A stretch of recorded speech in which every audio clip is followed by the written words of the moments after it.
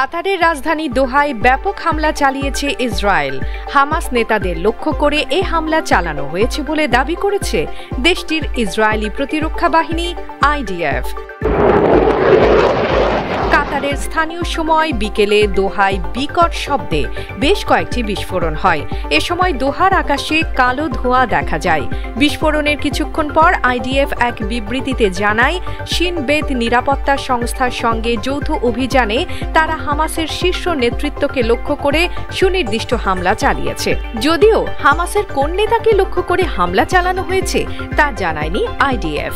তবে বহু বছর ধরে হামাসের শীর্ষ নেতারা গাজা উপত্যকার বাইরে রাজনৈতিক সদর দপ্তর হিসেবে দোহাকে ব্যবহার করে আসছেন।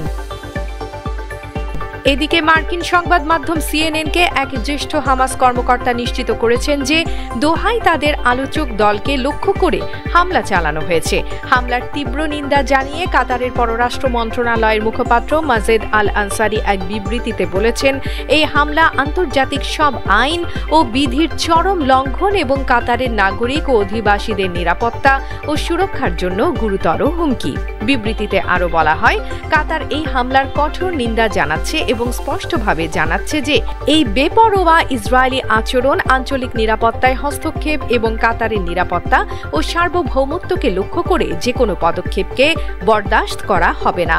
সর্বোচ্চ পর্যায়ে তদন্ত চলছে এবং বিস্তারিত তথ্য পাওয়া গেলে তা প্রকাশ করা হবে। আন্তর্জাতিক ডেস্ক, আজকের টাইমস।